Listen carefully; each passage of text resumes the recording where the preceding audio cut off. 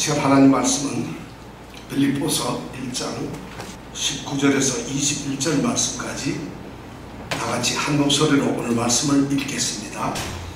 이것이 너희 간구와 예수 그리스도의 성령의 도우심으로 내 구원에 이르게 할 줄 아는 거로 나의 간절한 기대와 소망을 따라 아무 일에든지 부끄럽지 아니하고 오직 전과 같이 이제도 온전히 담대하여 살든지 죽든지 내 몸에서 그리스도가 존귀히 되게 하려 하나니 이는 내게 사는 것이 그리스도니 죽는 것도 유익함이니라.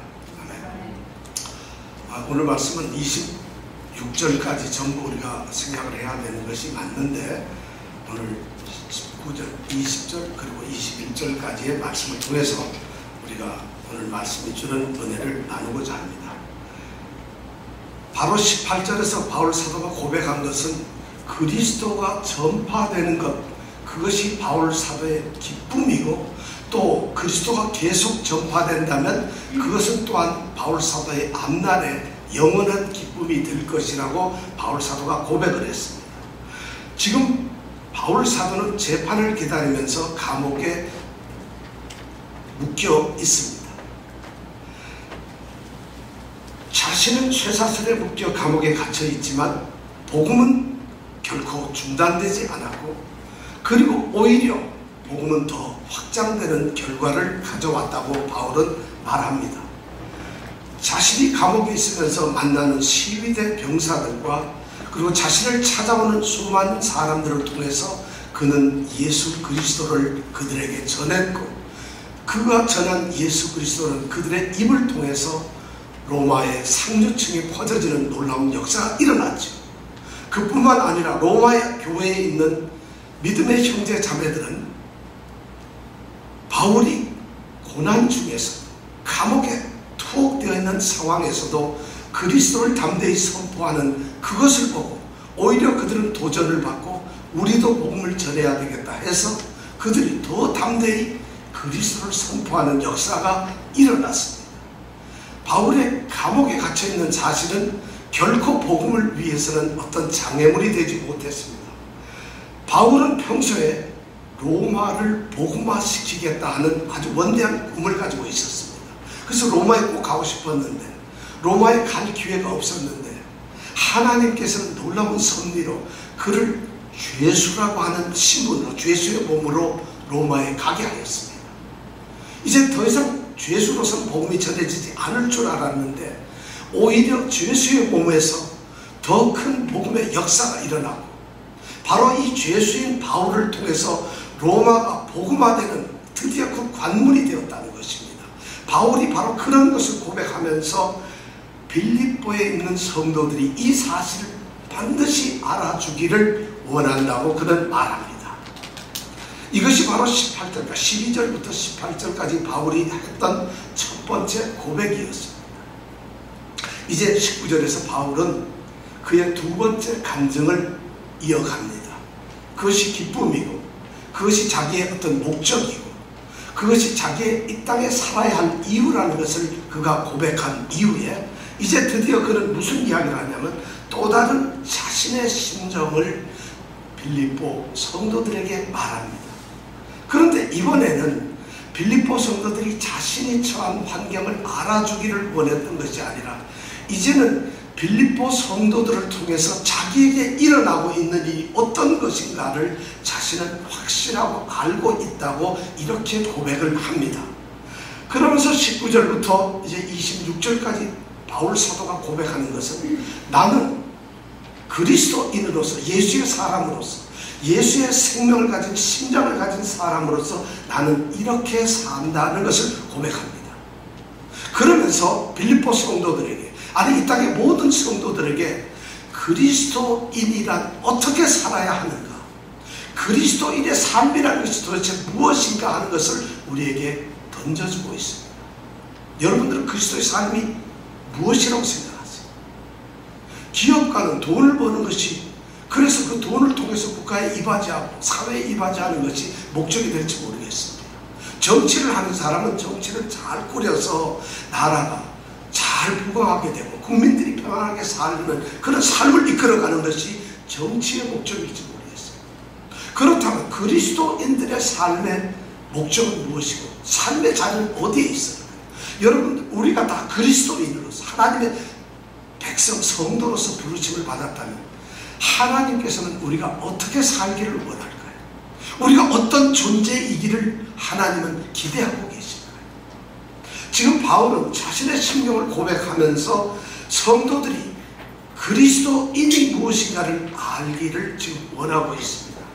이제 바울은 자신이 전파한 그 복음 때문에 자신이 당했던 일들, 그리고 자신에게 일어났던 일들, 그런 모든 것이 결국에는 그러한 일을 통해서 자신이 구원을 받게 될 것이라는 확신을 가지고 나는 이것을 알고 있다고 빌립보 성도들에게 이제 알려주고 있습니다. 19절 말씀 우리 다 함께 읽어보겠습니다. 시작. 예수 그리스도의 성령의 도우심으로 내 구원에 이르게 할 줄 아노라. 바울은 지금 이것이 내 구원에 이르게 할 줄 안다고 고백을 합니다. 이것이란 바로 바울이 현재 당하고 있는 모든 형편들이에요.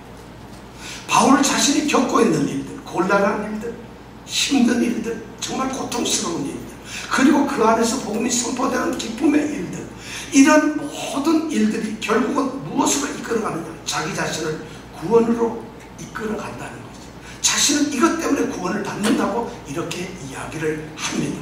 그리고 이것을 자신은 알고 있다. 나는 구원을 받을 거라고 이렇게 이야기를 합니다. 사실 이 말은 바울이 지금 그 마음속에 고대 욥이라고 하는 그 아주 의인을 생각하면서 지금 이 말을 합니다.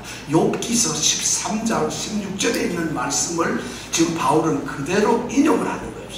욥기 13장 16절에 보면 이러면 사곡한 자는 그의 앞에 이르지 못하나니 이것이 나의 구원이 되리라 하는 이런 말을 합니다. 이 말은 욥이 어떻게 말을 하느냐 하면은 욥 자신이 이제 하나님께서 허락하신 그 사탄의 시험 때문에 완전히 밑바닥 곤경에 처하게 됩니다. 그러니까 세 친구들이 욥을 찾아와서 이제 비난을 하고 저주를 퍼부으면서 네가 하나님 앞에서 얼마나 잘못했길래 무슨 죄를 저질렀게 너가 그 축복의 자리에서 이렇게 비참한 저주를 받고 있는 것이냐 하고 전부 다 비난하며 힐문합니다. 그때 이 12장, 13장, 14장이 바로 욥이 그 친구들을 향해서 대답하는 말 중에 하나가 바로 이것이 나를 구원에 이르게 한다는 것이, 즉 뭐냐면은 아무리 뭐라고 그런다 하더라도 간악하고 사특하고 더러운 자들, 정같지 못한 자들을 결국 하나님 앞에 쓸 수 없다. 그러나 나는 하나님 앞에 그렇게 경건치 못한 자가 아니기 때문에 하나님께서 나를 지키시고 나를 변호해 주실 거고 나를 온전하게 받아주실 거기 때문에 나는 하나님 앞에서 정당한 모습으로 정당함을 인정받을 수 있을 것이다. 그런 뜻으로 이 욥이 이런 말씀을, 이런 기도를 합니다. 그 친구들에게 대답을 합니다. 지금 바울 사도가 똑같이 그런 욥의 심경으로 욥의 말을 인용하면서 아무리 어떠한 상황이 벌어진다 할지라도 욥이 하나님 앞에 정당함을 인정받은 것처럼 자신도 이 환경 속에서 정당함을 하나님께로부터 받을 것이라는 확신을 가지고 있어요. 그 정당함이 뭐냐? 바로 자신의 구원을 말하고 있다는 것이죠. 그러면 지금 이 바울 사도가 이야기하는 이것이 내 구원에 이르게 할 줄 아는 거로 이렇게 말했다면 내 구원이 뭘까요? 바울의 구원은 도대체 뭘까요? 바울은 무엇을 생각하면서 이러한 고난이 자신을 구원으로 이끌어간다고 할 때 그 구원이 뭐라고 생각을 하고 이런 말을 할까요? 우리는 여기서 바울이 말하는 구원을 한 두 가지로 생각할 수 있어요. 첫 번째는 지금 1차적으로 가장 가까운 것은 지금 이 감옥에 갇혀 있고 이제 구속되어 있는 이 상황에서 석방이 될 것이라, 자신이 이제 석방이 될 수 있을 것이라, 이것을 1차적으로 자신은 구원이라고 생각해요. 성경에서 구원이라는 말은 우리가 구원 그러면은 죄 가운데서 건져져서 하나님 나라로 들어가는 이런 상황을 구원이라고 생각하는데, 성경의 이 구원이라는 단어는 너무 많은 용어로 사용됩니다. 물에서 건져내는 것, 배고픈 데서 먹을 것을 얻게 되는 것, 길을 잃어버렸는데 길을 찾게 되는 것, 뭐 이런 모든 것이 다 구원이라는 의미로 사용되고 있습니다. 그런데 그런 의미에서 결국 구원이라는 말의 가장 최종적인 목적은 바로 뭐냐면 구원을 얻는다는 것은 하나님께로 들어가게 되는 것을 의미하게 되는 것입니다. 바로 바울은 지금 여기서 내 구원이라는 말을 사용하면서 두 가지 구원에 대한 의미를 얘기하고 있습니다. 자신이 석방될 것이라는 구원 하나하고 또 다른 하나는 뭐냐, 자기가 이렇게 이 재판을 기다리면서 감옥에 있지만 재판을 받게 된다면 자신이 재판의 결과에 의해서 죽게도 될 수 있고 살게도 될 수 있을 것이다. 죽든지 살든지 그는 마지막 심판의 날에 하나님께서 심판하실 때 거룩한 자로서 구원받을 자로서 인정을 받게 될 것이라는 그 구원의 확신을 바울 사도는 가지고 있다는 것이죠. 지금 바울이 가지고 있는 것은 어떤 상황이든 자신은 구원의 확신을 가지고 있다는 것을 알고 있다는 것입니다. 사실 성도들은 어떤 상황에서도 어떤 경우에서도 구원을 얻습니다. 성도이기 때문에 그렇습니다. 왜냐하면 하나님이 부르셨고 하나님께서 그들을 구원하시기로 부르셨기 때문에, 그리고 그 하나님은 신실하시기 때문에 하나님 자신이 하신 일에 대해서 그것을 후회하시거나 그 일을 바꾸시지 않는다는 것입니다. 뿐만 아니라 하나님은 자신이 계획하고 하신 일이 절대로 흐트림없이 반드시 이룰 수 있는 능력을 가지신 전능하신 하나님이시라는 것입니다. 그러니까 하나님은 신실하기 때문에 버릴 수가 없고 전능하시기 때문에 실패할 수가 없습니다. 그래서 우리 성도들이 구원은 반드시 우리가 구원은 있을 수가 밖에 없다는 것입니다. 사실 부름을 받은 성도들에게도 고난이 있습니다. 부름을 받은 성도들, 하나님을 잘 믿든 잘 못 믿든 하나님을 믿지 않든 이 세상 모든 사람들은 정말 어려운 역경과 시험을 당하게 됩니다. 그렇다 하더라도 성도들은 그 시험이나 역경에서 하나님의 구원에서 떨어지지 아니합니다. 하나님의 사랑에서 멀어질 수가 없습니다. 왜냐하면 하나님이 하신 일이기 때문입니다. 그래서 바울 사도는 로마서 8장에서 그렇게 얘기했죠. 자신들, 우리 성도들은 모두 알고 있다는 것이 하나님을 사랑하는 사람들, 하나님의 뜻대로 부르심을 받은 사람들, 그들에게는 모든 일어나는 일들이 서로 합력하여서 선을 이룬다고 8장 28절에서 얘기를 하고 있어요. 로마서에서 그렇게 얘기를 하고 있어요. 그뿐만 아니라 바울 사도는 바로 빌립보 성도들을 향해서 1장 6절에 보니까 너희 속에, 성도들 속에 착한 일을 시작하신 이가 그리스도 예수의 날까지 이루실 줄을 우리가 확신한다고 이렇게 말을 하고 있습니다. 그러니까 하나님은 진행되는 과정에서 모든 것을 합력하여 선을 이루도록 성도의 삶을 그렇게 끌어가십니다. 그리고 그렇게 끌어가시면서 결국에는 하나님의 구원을 이루신다는 것입니다. 바울 사도는 지금 그것을 확신하고 있습니다. 그렇다면 바울은 무엇 때문에, 무엇이 바울로 하여금 이렇게 구원의 확신을 갖게 했을까? 무엇이 자기 구원을 이루게 할 줄로 아는 이런 확신을 가져왔을까요? 바울은 오늘 19절에 보니까 두 가지를 이야기합니다. 그게 뭐냐면 나의 간절한 너희 간구와 예수 그리스도의 성령의 도우심으로라는 이 두 말을 함으로써 너희 간구와 예수 그리스도의 성령의 도우심이라는 두 가지를 자신의 구원의 확신의 어떤 뿌리로 말을 하고 있습니다. 너의 간구란 빌립보 성도들이 바울 사도를 향해서 하는 기도입니다. 놀랍습니다. 바울 사도가 그런 환난 중에서 자신이 하나님께 내어 있는 이 구원을 결코 놓치지 않는 그 첫 번째 원인이 뭐냐? 바로 여러분들의 기도라는 것이. 빌립보 성도들이 자신을 위해서 기도를 합니다. 오히려 바울은 지금 편지를 쓰면서 1장 4절에 보면 간구할 때마다 너희 무리를 위하여 기쁨으로 항상 내가 간구한다고, 오히려 바울이 성도들을 위해서 기도한다고 편지를 쓰고 있었어요. 9절에서 1절, 9절부터 11절까지는 자신의 빌립보 성도들을 향한 기도의 제목이 이런 거라고 오히려 우리가 얘기했던 것을 알고 있습니다. 너희 사랑을 지식과 모든 지혜로 점점 더 풍성하게 하세요. 그렇잖아요. 그죠? 너희로 지극히 선한 것을 분별하며 또 진실과 허물 없이 그리스도의 날까지 이루고 예수 그리스도로 말미암아 의의 열매가 풍성하여 하나님의 영광과 찬송이 되게 하시길 구하노라. 이런 기도를, 이미 기도의 제목을 빌립보 성도들에게 보냈어요. 그러면서 바울 사도는 빌립보 성도들이 자신의 구원과 자신의 평안과 자신의 담대함과 자신이 복음으로 세워지기를 원하는 그런 기도를 하고 있다는 것을 압니다. 그래서 그 기도, 성도들의 기도 때문에 바울 사도는 감옥에서도 쓰러지지 않고 복음의 사도가 될 수 있다고 그는 확신하고 있다는 것입니다. 그런 구원을 할 수 있다고 생각합니다. 참으로 이 기도는 소중한 겁니다. 지금 바울 사도는 기도가 너무 소중하다는 것을 지금 빌립보 성도들에게 말하고 있습니다. 바울 사도가 지금 말하는 것은 기도는 성도들에게 절대적으로 필요한 것이다. 이 기도는 바로 성도들의 의무며 책임이라는 것입니다. 우리 성도들에게는 기도의 의무가 주어져 있어요. 기도의 책임이 들어져 있어요. 기도하지 않는 성도는 지금 오늘 바울 사도의 이 심리에서 비춰지는 사람들은 그건 성도의 아니 형제 자매들이 아니라는 것이죠. 바울 사도는 기도가 성도들에게 절대적으로 요구되는 것이라고 하고 있어요. 예수님께서는 내가 너희를 사랑한 것 같이 너희가 서로 사랑하라고 말합니다. 서로 사랑하는 그 사랑하고 있다는 증거, 사랑을 하는 방법이 뭐냐? 서로를 향해서 기도하는 것이야. 기도를 하는 것이야. 여러분 기도하십니다.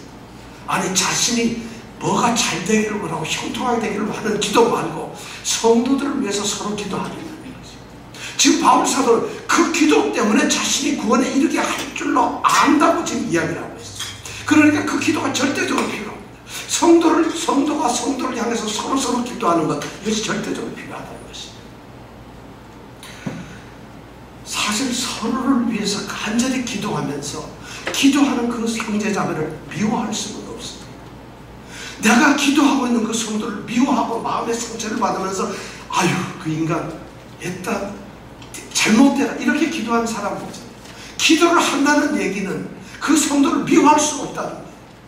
기도를 한다는 얘기는 내가 그 성도를 마음에 두고 있고 사랑한다는 얘기예요. 내가 그 성도를 나의 형제 자매를 하나님께 우리 주님께 부탁한다는 것이에요. 그분을 위해서. 그럼 교회가 분쟁이 있거나 문제가 된다는 게 무슨 얘기인가요? 서로 사랑하는 것이 아니라 기도를 안 한다. 사랑은 할지 모르겠어요. 근데 기도는 안 해요. 기도란 그만큼 중요한 것이에요. 사랑을 하면서 그 사람을 위해서 기도할 수가 안 할 수가 없어요. 기도는 왜냐하면 사랑의 표시이기 때문에. 그래서 우리 바울 사도는 바로 지금 여기서 뭐냐면 성도들의 기도를 통해서 지금 자신 안에 위대한 하나님의 역사가 일이 일어나고 있다는 것입니다. 성도들 기도 때문에 빌립보 성도들 수천 명이 아닙니다. 수백 명이 아닙니다. 근데 너희 간구 이렇게 말하고 있어요. 너희라고 하는 것은 복수예요. 빌립보 모든 성도들을 얘기하고 있어요. 간구라는 건 단수예요. 기도가 하나라는 것이에요. 빌립보의 성도들은 너무 여러 명이지만은 그들이 하는 기도는 오직 하나, 바울의 평안, 바울의 승리였다는 거죠. 바로 이런 중보의 기도 때문에 바울은 자신이 구원에 이르게 될 줄로 안다고 지금 고백을 하고 있어요. 자신의 심령을 그렇게 얘기하고 있어요. 그런데 기도만이 아니라 두 번째 그가 자신의 구원을 이르게 하는 그 근원으로서 두 번째 제시하는 것이 예수 그리스도의 성령의 도우심입니다. 예수 그리스도의 성령의 도우심. 기도만으로 이루어지는 것이 아니고 기도와 또 똑같이 예수 그리스도의 성령, 그의 도우심 때문에 자신을 구원에 이를 것이라고 확신을 합니다. 근데 놀랍게도 바울 사도는 여기에서 그냥 성령의 교통으로, 성령의 힘주시, 성령의 능력으로, 성령께서 나를 함께 하시고 성령의 힘을 공급하심으로 말미암아 이렇게 말씀을 하지 않고 바울 사도는 여기에서 예수 그리스도의 성령이라고 이야기를 합니다. 여러분, 예수 그리스도의 성령 좀 낯설지 않으세요? 지금 바울 사도가 왜 예수 그리스도의 성령이라고 말을 할까요? 성령님은 성부 하나님, 성자 하나님, 성령 하나님, 서로 삼위일체인데 예수 그리스도의 성령이란 도대체 뭘까요? 왜 바울은 성령을 예수 그리스도의 성령이라고 말을 하고 있을까요? 여기는 바울이 굉장히 중요한 의미를 가지고 있습니다. 성령 그분 자신이 누구냐면 바로 예수 그리스도라는 것이에요. 예수 그리스도 그분이 바로 성령이라는 것이에요. 제가 이렇게 말하면 아니 삼위일체인데 예수하고 성령이 같단 말입니까? 여러분, 같은 거예요. 삼위일체라는 건 삼위가 일체라는 것이에요. 그래서 우리는 이걸 따로따로 흩어놓는데 바로 예수 그리스도가 성령이라는 거예요. 로마서 8장 9절인가요? 로마 8장 9절. 만일 너희 속에 하나님의 영이 거하시면 너희가 육신에 있지 아니하고 영에 있나니, 이렇게 얘기해요. 하나님의 영이라는 거 바로 성령이에요. 만일 너희 속에 하나님의 영이 거하시면 너희가 육신에 있지 아니하고 영에 있나니, 그러면서 그 다음에 바로 이어지는 말은 누구든지 그리스도의 영이 없으면 그리스도의 사람이 아니다, 이렇게 말하고 있어요. 그 얘기는 뭐냐? 성령은 하나님의 영이고 성령은 그리스도의 영이라는 거예요. 다 그것이 통용되는 하나님의 영이라는 말씀으로 된다는. 그래서 바울 사도는 예수 그리스도, 그분 자신이 바로 성령이라고 이야기를 하고 있어요. 그렇게만 바울 사도가 이야기하는 것이 아니라 또 바울 사도는 무슨 얘기를 하느냐 하면은 바로 예수 그리스도가 이 땅에 계실 때 그 예수 그리스도와 함께 하셨던 성령, 그것이 바로 예수 그리스도의 성령이라는 것이죠. 거기다 더 나가서 예수 그리스도께서 이 세상을 떠나시고 이제 마가의 다락방 최후의 만찬시에 제자들에게 약속하시고, 내가 가면 벌써 성령 너에게 보내주겠다, 아버지께 말씀드려서 보내주겠다는, 바로 예수 그리스도께서 아버지께 말씀을 드려서 지금 하늘에 계신 그분이 성령을 보내주셨다. 바로 그 성령, 예수 그리스도께서 자신에게 보내준 그 성령이라는 거예요. 이런 의미가 바로 예수 그리스도의 성령이라는 말이에요. 그 성령이 자신을 도운다는 거죠. 그렇기 때문에 자신은 구원될 것을 확신한다는 것이죠. 자, 빌립보 성도들의 기도, 정말 간절한 기도와 그 다음에 예수 그리스도의 성령의 도우심, 이것이 자신을 구원에 이르게 할 줄 안다고 자신을 말하고 있습니다. 놀라운게도 기도와 성령의 도우심을 바울 사도는 하나로 보고 있습니다. 원문을 가만히 보면 디아테스라고 하는 이 전치사하고 그 다음에 이 정관사를 하나를 쓰고 있어요. 기도와 성령의 도우심, 이걸 갖다 분리하지 않고 하나의 전치사, 하나의 관사를 쓰고 있다. 이게 뭐냐면 기도와 성령의 도우심은 일치되어 있다, 긴밀하게 연결이 되어 있다는 말이에요. 굉장히 중요한 말이에요. 기도와 성령이 따로 노는 것이 아니에요. 자신들이, 빌립보 성도들이 간절히 기도하는 것은 성령의 도우심이고, 성령께서는 그들의 기도를 응답하시고 들으셔서 도우신다는 거예요. 그리 기도와 성령의 도우심이 하나가 얽혀졌다는 걸 바울 사도는 이야기하고 있어요. 그러니까 여러분, 기도는 성령께서 들으시는, 성령께서 우리에게 능력을 주시고 우리를 공급하시고 도와주시냐는 그 유일한 통로가 바로 기도라는 것이죠. 기도 안 하면서 성령의 역사를 간구할 수는 없는 것입니다. 성령의 역사하심을 원하는 사람은 기도하지 않고서는 그것을 받을 수가 없다는 것입니다. 바로 바울 사도는 그렇게 너희 간구와 예수 그리스도의 성령의 도우심과, 이 말이 하나의 말로서 두 가지를 나타내고 있다는 것입니다. 자, 이렇게 바울 사도는 기도와 성령의 도우심 때문에 구원의 확신을 가지고 있습니다. 이제 바울 사도는 빌립보 성도들의 기도, 성령의 도우심 때문에 자신의 구원, 이것이 분명히 이루어질 것이라는 확신을 가지면서, 그런 확신 속에서 구원이 된다면 자신은 그 구원을 이루기 위해서 지금까지 성령이 도와주시고 또 빌립보 성도들이 기도를 해주었지만, 자기 자신은 자신의 구원을 이루기 위해서 무엇을 할 것인가, 자신에게는 간절한 열망이 있다고 고백을 합니다. 자신은 자신의 구원을 위해서 무언가 해야 할 책임이 있다는 것을 우리에게 말해주고 있습니다. 그것이 바로 20절에 기록이 되어 있습니다. 20절 다 같이 한번 읽어보겠습니다. 시작. 나의 간절한 기대와 소망을 따라 아무 일에든지 부끄럽지 아니하고 오직 전과 같이 이제도 온전히 담대하여 살든지 죽든지 내 몸에서 그리스도가 존귀히 되게 하려 하나니. 바울 사도가 지금 기도와 성령의 도우심 때문에 확신을 가지고 있는데, 기도 덕분에 성령의 도우심 때문에 자신의 확신을 가지고 있어요. 그러면 나는 가만히 있는 것이 아니라 이 자신의 구원을 이루기 위해서 자신이 해야 될 일이 있다는 거예요. 자신이 꿈꿔야 되고 열심히 최선을 다해야 될 자신의 책임이 있다는 거죠. 그것을 바울 사도는 자신의 열망이라고 표현하고 있습니다. 구원을 확신하는 이 바울 사도는 간절한 바람이 있다고 얘기합니다. 그 간절한 바람이라는 것을 두 가지 단어로 얘기하고 있어요. 나의 간절한 기대, 간절한 기대와 소망이라고 하는 이 두 단어를 사용하고 있습니다. 자신이 얼마나 지금 이것을 사모하고 있는지, 얼마나 정말 뜨겁게, 정말 막 가슴이 저리도록 이것을 사모하고 있는지, 그것을 간절한 기대라는 말과 소망이라는 말로서 표현을 하고 있습니다. 간절한 기대라고 하는 말은 이 단어가 성경에 보면은 딱 두 번 쓰여 있는데 굉장히 중요한 단어입니다. 간절한 기대라는 말은 이런 뜻입니다. 세 가지 의미의 이 단어가 합쳐져서 하나의 말을 만들고 있습니다. 그게 뭐냐면, 먼저 제일 처음에 아포라고 하는 겁니다. 뭐냐면 다른 데로부터 와가지고, 그러니까 다른 어떤 물건이나 다른 장소나 다른 일에서 떠나가지고, 이런 의미입니다. 떠나가지고 그 다음에 뭐냐면 머리를 돌려서 방향, 어떤 물건을 아주 주시를 하고, 그 다음에 뭐냐면 그렇게 주시한 당에서 꾸준하게 지켜본다, 이런 의미예요. 그러니까 어떤 사람이 간절한 기대를 가지고 있다는 얘기는 모든 거 다 제껴두고 주변에 있던 어떤 데서 아무것도 다 무시해버리고 오직 어떤 방향을 향해서 어떤 하나의 목적을 두고서 그것을 향해서 머리를 보고 그걸 주시하면서 계속 끊임없이 바라보고 이걸 갖다 기대라고 합니다. 여러분, 우리가 뭘 기대한다는 건 그거 아니에요. 사랑하는 사람을 생각할 때 옆에서 아무리 밥 먹으라고 해도 그 소리가 안 들려요. 돈에 미친 사람은 돈 한 장 벌 때는 옆에서 세상 없는 얘기해도 자기가 죽어가는데 돈을 붙잡고 죽어가요. 그죠? 자신이 간절한 기대라는 건 거기에 완전히 몰두해 있다. 완전히 몰입돼. 바울 사도는 지금 자신이 지금 해야 할 일에 바로 이렇게 몰입해 있다는 거죠. 아무 주변에 거 하나도 신경 안 쓴다. 주변의 모든 걸 다 무시해버리고 다 던져버렸다. 바울 사도는 3장에서 그렇게 얘기하잖아요. 되게 귀하다고 생각하고 소중한 모든 것을 배설물처럼 여겼다는 것이 바로 바울 사도의 이런 고백이에요.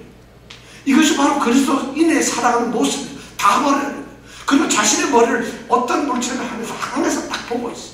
그런 것을, 그리고 그 물체를 눈 하나 돌리지 않고 거기에 집중하고 있어요. 아주 집중적으로 보고 있어요. 이것이 바로 바울 사도의 자신이 말하는 기대예요. 그걸 기다리고 있는 거죠. 뭘? 소망을 가지고 있어요. 성경에서 말하는 소망이라는 것은 그냥 이렇게 좀 됐으면 좋겠다는 것이 소망이 아닙니다. 우리 이 세상에 살면서 우리가 소망과 꿈을 가지자. 꿈이라는 것은 될 수도 있고 안 될 수도 있고, 그리고 우리가 뭔가 하고 싶은 것, 이런 걸 세상에서는 소망이고 희망이고 꿈이라고 합니다. 그런데 성경에서 말하는 소망, 성경에서 쓰여있는 이 소망이라는 단어는 결코 그런 단어가 아닙니다. 이 소망이라는, 성경에서 소망이라는 단어가 나오면 여러분 이걸 아십시오. 이건 반드시 이루어진다. 반드시 확실하다는 것이죠. 그러나 이 확실한 것이 언제일지는 몰라요. 어떤 방법일지는 우리는 알 수 없지만은 이 소망은 반드시 이루어지는 확실한 미래를 성경은 소망이라고 얘기합니다. 그러니까 우리가 소망을 가지고 있습니다. 우리 믿음, 소망, 사망 살아가는데 소망이 있습니다 하는 얘기는 확실한 것이 있다는 것이에요. 바로 이 그리스도인에게 그런 소망이 있다는 것이죠. 자, 이렇게 바울 사도는 지금 소망을 얘기하죠. 자신이 이런 지금 구원을 이루어가는데 자신이 지금 가지고 있는 이런 간절한 열망, 뜨거운 소망이 있다는 거죠. 그 소망을 가지고 자신은 이렇게 이런 모습으로 살아가기를 원한다. 이런 모습으로 자신이 세워지기를 원한다. 그것을 자신은 세 가지로 이야기를 하고 있습니다. 바울 사도가 지금 그리스도인의 모습으로 자기가 옥중에 있지만 복음을 전파하는 이방인의 사도로서 쇠사슬의 사신으로서 자신이 어떻게 살아야 하는가 하는 것을 중요한 세 가지를 얘기하고 있습니다. 첫째가 뭐냐면 아무리 이래든지 부끄럽지 않아요. 자신이 양심의 가책을 받지 않고 부끄러운 일이 없다. 바울은 로마서 1장 16절에서 내가 복음을 부끄러워하지 않는다고 이야기를 했습니다. 왜냐하면 복음은 바로 구원으로 이끌어내는 하나님의 능력이기 때문에 자신은 복음을 부끄러워할 수 없다고 고백을 했어요. 바로 바울 사도는 지금 감옥에 갇혀서 재판을 기다리고 있어요. 재판을 하는 뒤에 죽게 될런지 살게 될런지는 모릅니다. 그러나 이 재판 과정에서 바울 사도는 자신이 절대 복음을 이야기할 것이다. 결코 다른 것 이야기하지 않고 그리스도만 이야기할 것이다. 자신의 쇠사슬을 그리스도 때문이라고 이야기할 것이고 그리스도 때문에 죽어도 그리스도를 위해서라고 자기는 이야기할 거라는 거예요. 그런데 그 복음을 자신은 부끄러워하지 않게 될 것이다. 이것이 자신이 바라는, 아무 일에든지 부끄럽지 않다. 그뿐만 아니라 이 자신이 부끄러워하지 않을 뿐만 아니라 여기에서 더 정확한 뜻은 하나님께서 그 복음을 선포하는 그 바울 사도가 재판장에 세워 있다 할지라도 절대로 부끄러움을 당치 않게 할 것이라는 것을, 그걸 자신은 알고 있다는 거예요. 믿는 자들은 지금 바울 사도가 자기의 구원은 반드시 이룰 줄 확신하지만 그 이루어는 과정에서 간절한 기대가 뭐냐면 하나님께서는 이 재판 속에서, 이 환경 속에서 결코 자신을 그 사악한 무리들, 그 이방인들, 그 아무 예수를 모르는 사람들 앞에서 부끄러움을, 수치를 당하지 않게 하신다는 거예요. 그걸 확신한다는 거예요. 이것이 그가 바라는 첫 번째 간절한 소망입니다. 두 번째는 뭐냐면 온전히 담대해요. 바울 사도는 복음을 선포하면서 쭈삣쭈삣하지 않는다는 것이, 그것이 두려워서 또는 처음에는 창피하지 않아야 되고 이번에는 창피는 안 하는데 자신이 소극적으로 어쩌면 아주 자신을 감추면서 이렇게 하지 않는 거예요. 두려움 없이 확신과 용기를 가지고 담대하게 자신의 복음을 얘기할 것이다. 얼마나 그것도 담대한 것이 온전히 담대, 아주 담대한 그 자체가 완전 확신, 아주 그 다음에 너무 강한 그 의지, 그리고 아주 강한 그런 자세를 가지고 그렇게 자기는 재판을 받든지 어떤지 선포하겠다. 이렇게 좀 자신의 믿음의 모습이, 삶의 모습이 담대해지는 거예요. 오늘 우리에게 주는 도전 아니겠어요? 절대 여러분들 부끄러움 당하지 않습니다. 부끄러워하지 마세요. 그리고 담대하세요. 그리고 바울 사도가 세 번째 말하는 것은 오직 전과 같이 이제도, 오직 전과 같이 이제도. 이건 뭐냐면 전에도 그랬지만 지금도, 전에는 자신이 마음껏 복음을 전하면서 정말 하나님을 위해서, 완전히 그리스도를 위해서 헌신했어요. 근데 감옥에 있는 지금 재판을 받고 죽게 되는, 어쩌면 죽게 될지도 모르는 이 상황 속에서도 오직 전과 같이 이제도 변함이 없게 되게, 변절자가 되지 않기를 원한다.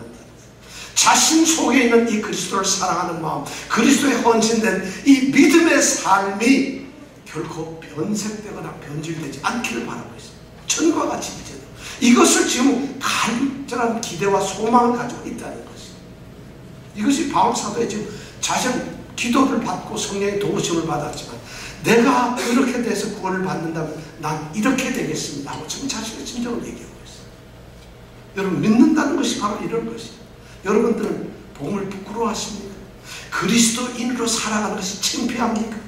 그리스도인으로 사는 것이 여러분 쭈삣쭈삣합니까? 왜 여러분들은 삶의 자리에서 담대하지 못합니까?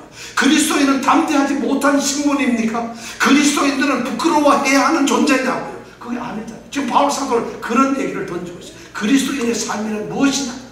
바로 아무 일이든지 부끄럽지 아니한 것, 온전히 담대한 것, 전과 같이 이제도 똑같다. 바울 사도는 지금 그것을 말하고 있어요. 그러면 바울 사도가 지금 원하는 게 진짜 이러한 결심을, 이러한 결단의 모습을 보이면서 그가 마음속에 가장 원하는 것이, 목표가 뭐냐면, 목적이, 그건 뭐냐면 오늘 말씀드린 것, 살든지 죽든지 내 몸에서 그리스도가 존귀히 되게 하는 거예요. 이것이 바울의 진정한 목적이에요. 내가 그렇게 부끄러워하지 않게 되는 것, 내가 온전히 담대한 것, 이것이 뭐냐, 그렇게만 되는 것이 자신이 뭔가 자랑하려는 것이 아니라 살든지 죽든지, 살아있어도 좋고 재판에서 죽어도 좋고 아무 결과가 좋았지만 자신을 통해서, 자신의 몸에서 그리스도가 존귀히 되게 되는 거죠. 존귀히 된다는 게 뭘까요? 크게 된다는 거예요. 영광스럽게 된다는 거예요. 찬양을 받으시게 된다는 거예요. 자신의 재판을 통해서 그리스도가 존귀하게 된다면 자기는 살아도 좋고 죽어도 좋다는 거죠. 이런 것이 자신의 삶의 목적이라는 거죠. 근데 놀랍게도 바울 사도가 지금 이런 고백을 하면서 내가 그리스도를 영광스럽게 하겠습니다, 내가 그리스도를 존귀하게 하겠습니다 라고 말하지 않는다는 것이, 그리스도가 주어가 되어 있어요. 자기는 거기에 나타나 그리스도가 존귀히 되게 하는 거죠. 그럼 자신은 뭐냐? 그리스도를 영광스럽게 하는 수단이 되는 거예요. 자신이 만드는 것이 아니라 자신은 그렇게 되는 그냥 겸손한 주의 종이 되겠다는 거예요. 우리는 자신의 어떤 노력, 자신의 어떤 정말 능력을 가지고서 그리스도를 높여드립니다. 그리스도를 높이겠습니다. 내가 그리스도를 위해서 그리스도를 온 세상에 선포하고 그리스도를 높여드리겠습니다. 우리 믿는 사람들이 다 이렇게 하는데 바울사도는 그렇게 합니다. 그리스도가 존귀되게 한다는 거죠. 자신이 바로 그런 일에서 자신을 밑바닥에 바닥에 깔려있는 그런 존재가 되겠다는 거죠. 그 일을 위해서 자신을 그냥 헌신하겠다는 것이, 이것이 바울사도가 가지고 있는 삶의 목표였어요. 바울사도는 왜 이런 목표를 가지고 있을까요? 왜 이렇게 자신을 그리스도가 존귀되어야 된다는 이런 강렬한 도구를 가지고 있어요? 그런 간절한 기도와 소망을 가지고 있을까요? 바울은 그런 기대를 가지고 있는 이유를 갖다가 21절에 말하고 있습니다. 21절 같이 읽어볼까요? 시작. 예, 바울사도는 지금 이렇게 말하고 있어요. 왜 내가 내 몸에서 그리스도를 존귀 여기에 받게 존귀되게 하려고 하는지 아십니까 여러분? 왜냐하면요, 내게 사는 것이 바로 그리스도이기 때문입니다. 지금 이렇게 얘기를 합니다. 자신이 그리스도를 존귀하게 해야 하는 이유가 딱 하나는 자신에게 사는 것이 그리스도라는 것이죠. 자신이 살고 있는 것이 아니라, 이 말은 말이죠, 내가 기도 열심히 하고 예수님의 뜻대로 살아간다, 예수님을 모시고 산다, 예수님과 함께 산다, 내가 예수님 안에 있다, 예수님이 내 안에 있다, 이런 말을 하는 것이 아닙니다. 그 이상 넘어가고 있어요. 지금 이는 내게 사는 것이 그리스도다 하는 이 말은 내 자신의 삶은 그리스도다, 이렇게 선언하고 있는 거예요. 아무것도 없어요. 자신은 지금 어떤 삶으로 살고 있는지 모르지만 그 삶의 모습이 바로 그리스도라는 것이에요. 성도들의 삶이 바로 그리스도가 되어야 한다는 것이에요.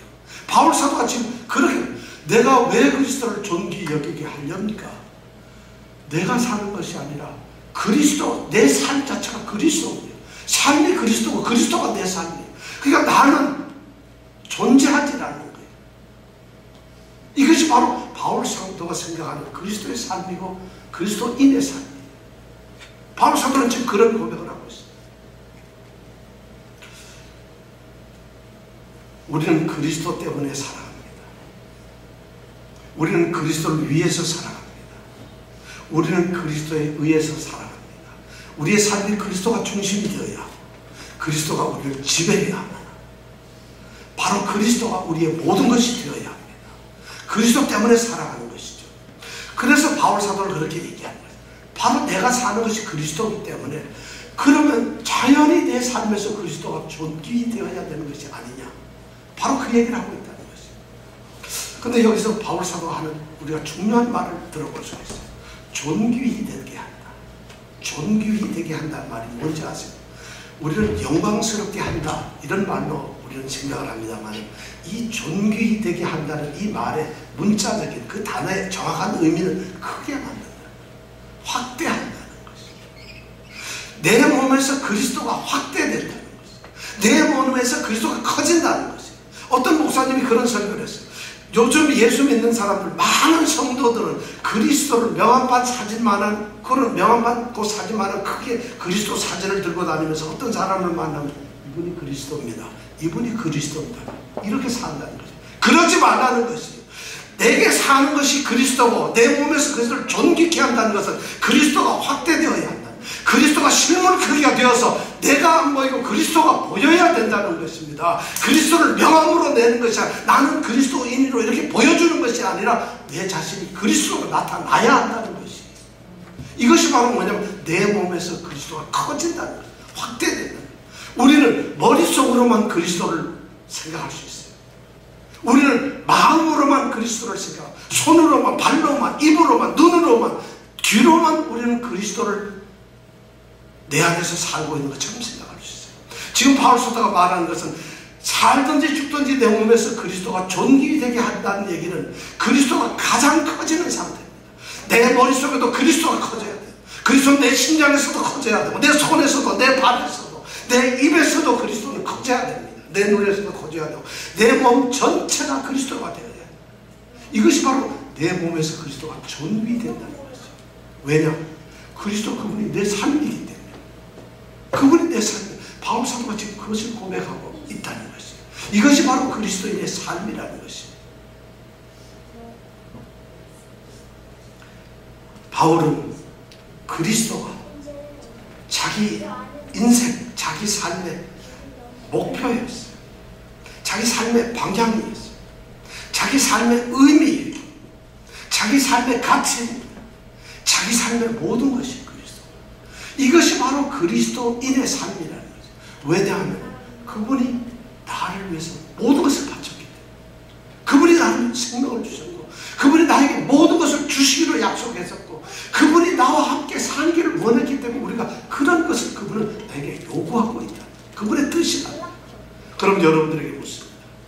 여러분의 삶은 무엇입니까? 여러분들 그리스도인입니까? 성도들입니까? 그럼 여러분의 삶이 무엇입니까? 여러분 무엇을 위해서 삽니까? 여러분의 삶은 무엇을 삽느냐고요? 우리는 삶을 생각할 때 정말 아무 생각 없이 인생을 살아가는 사람들이 너무 많습니다. 그리스도인에서조차도 그렇게 사는 사람이 많아요. 그냥 감정에 충실하면서 날마다 떨어진 일이나 하고 돈이나 먹고 살고 가족들하고 놀고 이런 삶을 살아갑니다. 감정에 충실한 것, 본능에 충실한 것, 뭐예요? 동물이에요, 동물. 인간은 동물이 아닙니다. 우리 그리스도인은 하나님께서 동물로 만들기 위해서 부른 것이 아니에요. 동물들은 먹을 거 좋아, 먹기만 하면 좋아, 먹는 것만 밝힙니다. 똑같잖아요, 사람들. 돈 밝히고, 뭐 권력이 있다, 뭐 좋은 게 있다, 기쁘다, 그러면 쫓아갑니다. 직장을 다니든 일을 하든 가정에서 살든 정말 인간들은 그렇게 살아갑니다. 바울 사도는 그리스도인의 삶은 그것이 아니라는 것입니다. 그것이 아니라 삶이 뭐냐는 것이, 너의 가치가 뭐고 방향이 뭐고 목적이 뭐냐는 것이. 여러분, 여러분의 인생을 한번 진지하게 생각해 보셨어요? 그리스도인의 삶, 여러분 교회 나와서 그리스도인인데 그리스도의 삶이 뭐라고 생각해요? 이것을 바울 사도는 감옥에 있으면서 지금 던져주고 있어요. 여러분 무엇 때문에 사세요? 딸 시집 보내려고? 물론 그것이 우리가 살아가는 삶의 모습이지만 바울의 머릿속에는 밥을 먹어요. 그 사람도 일을 하고 그 사람도 복음을 전하고 다 해요. 근데 그의 머리, 가슴, 손, 모든 귀, 눈, 코, 입에서는 모든 것이 그리스도로만 차 있다. 그리스도 중심으로 되어 있다. 이것이 바로 그리스도의 삶. 여러분들의 삶을 무엇이 지배하고 있습니까? 누가 여러분들의 삶의 주인입니까? 누가 여러분들의 삶을 꼼짝없이 붙잡으면서 여러분들의 입을 주장하고 있고 눈을 주장하고 있습니다. 귀를 막고 있습니다. 누가 여러분들의 머릿속에 장악을 하고 있습니다. 무슨 생각을 누가 끌고 가고 있습니다. 바울 사도는 오늘 우리에게 그걸 말하고 있습니다. 나의 간절한 기대와 소망을 따라 오직 아무 일에든지 부끄럽지 아니하고 오직 전과 같이 이제도 온전히 담대하게 살든지 죽든지 내 몸에서 그리스도가 확대되고 존귀되게 하기를 원한다는 이 바울 사도의 말. 왜냐? 그리스도 그분이 내 삶이기 때문에. 이런 고백이 우리에게 있기를 원합니다. 기도하겠습니다.